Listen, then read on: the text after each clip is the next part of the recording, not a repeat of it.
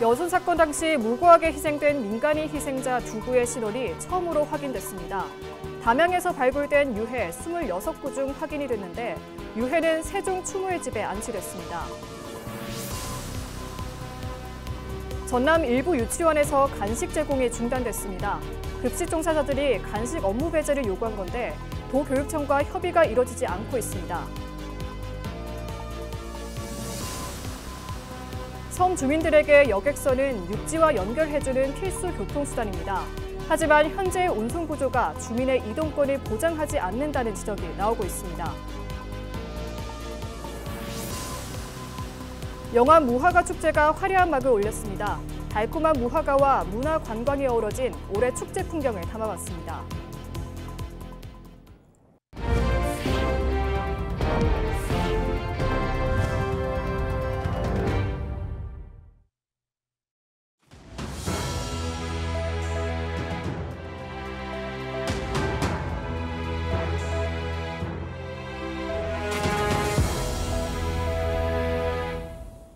시청자 여러분 안녕하십니까? 헬로티비 뉴스입니다.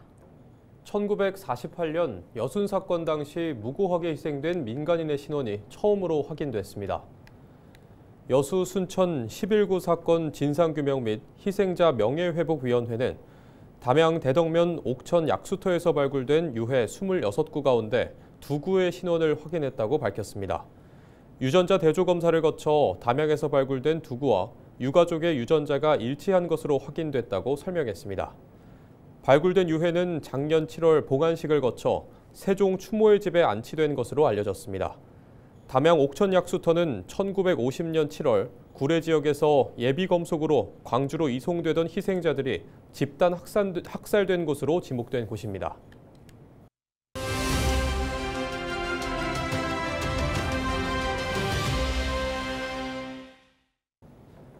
전남의 일부 유치원에서 간식 제공이 중단돼 아이들과 학부모들의 불편이 커지고 있습니다. 급식 종사자들이 간식 업무 배제를 요구하며 쟁의 행위에 나서면서 지난 1일부터 중단된 건데요. 전남교육청과 급식 종사자들의 협의가 수차례 이어졌지만 좀처럼 해결되지 못하고 있습니다. 보도국 연결해 자세한 내용 짚어보겠습니다. 송하연 기자, 이번 간식 중단 사태 어떻게 벌어지게 된 건가요? 지난 1일부터 간식이 중단된 곳은 전남 지역 공립단설유치원 28곳입니다. 이곳에 근무하는 영양사와 조리사, 조리실무사 등 130여 명이 지난달 18일부터 파업을 이어가고 있습니다.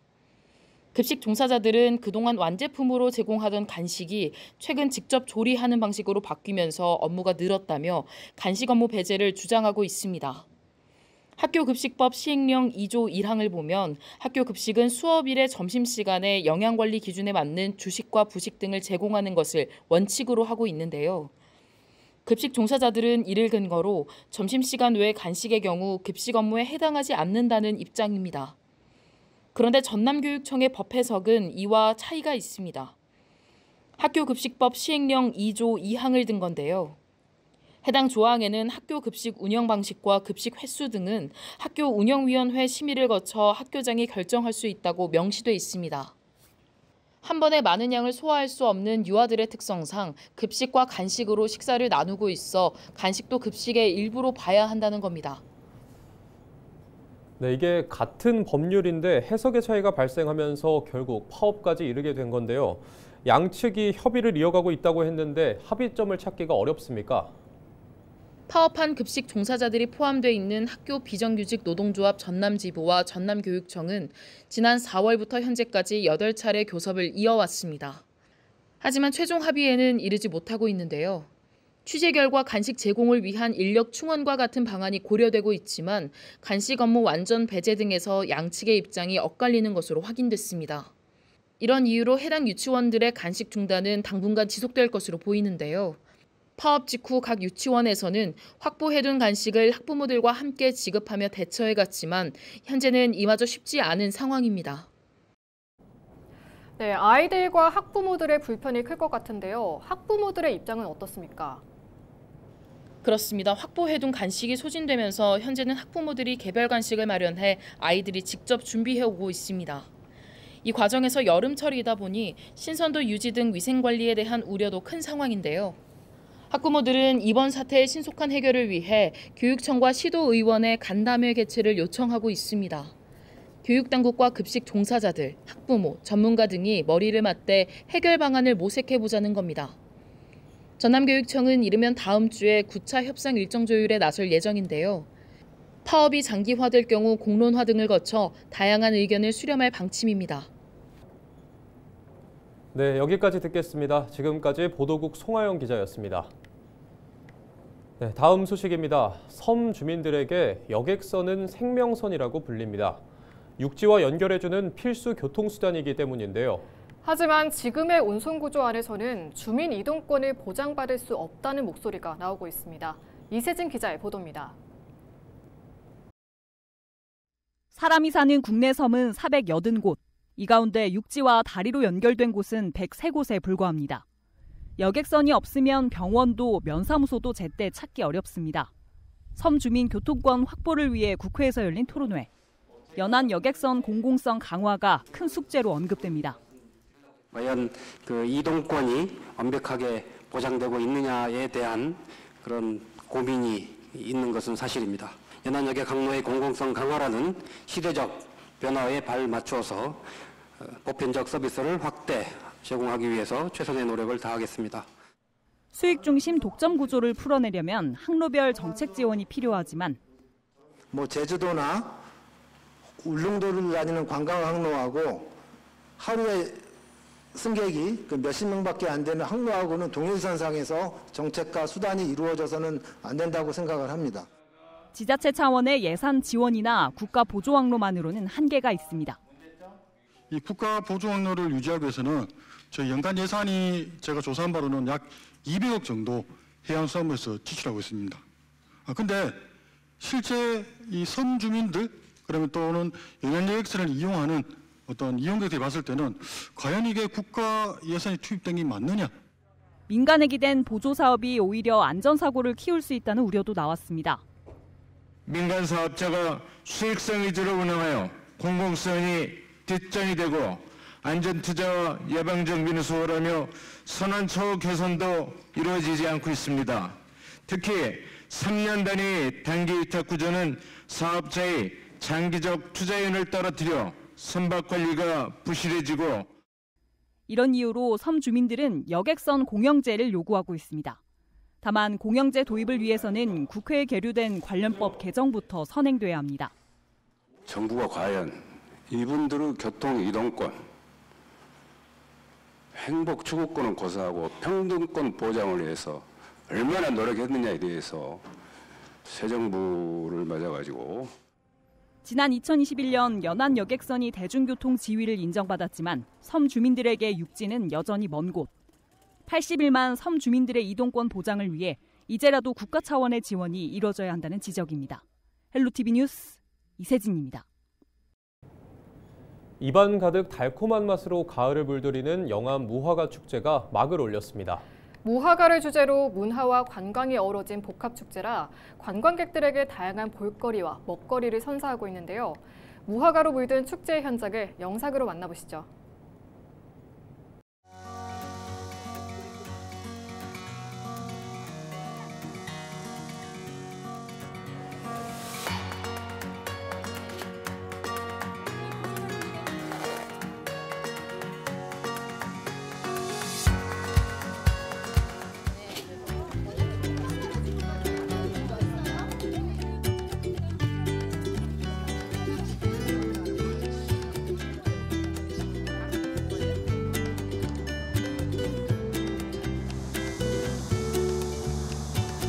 영암 무화과는 전국 생산량 70%를 차지하는데요. 당도가 정말 좋습니다. 그래서 영암 무화과를 알리고 지역 경제 활성화를 위해 축제를 열었습니다. 무화과를 활용한 음료나 빵도 마련되어 있고 무화과 가요제랑 무료 시식 등 여러 가지 다양한 프로그램이 준비되어 있습니다. 많이 이용해 주세요.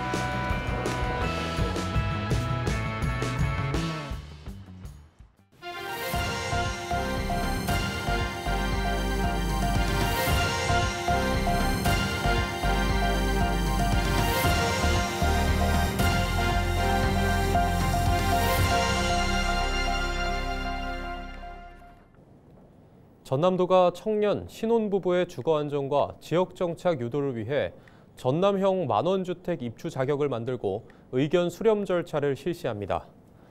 전남형 만원주택은 넓은 면적의 신축 아파트를 건설해 한 달에 만원의 임대료로 청년과 신혼부부에게 제공하는 전국 최초 주거 모델입니다.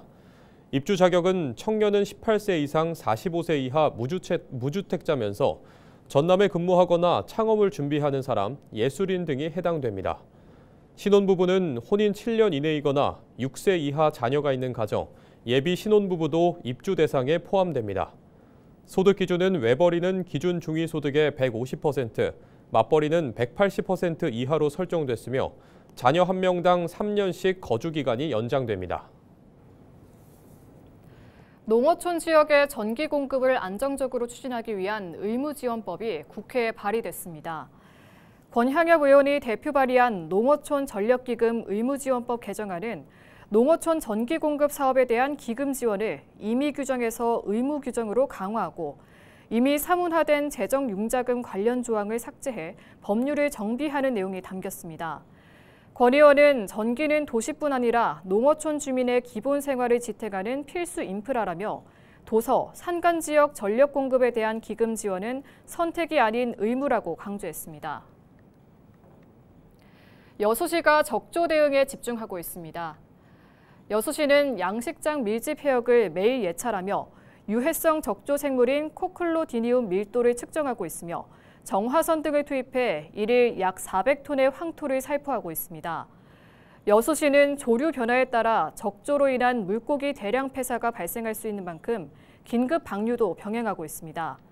그러면서 양식어가의 사료 공급 중지와 수류 방제 실시 등을 당부했습니다.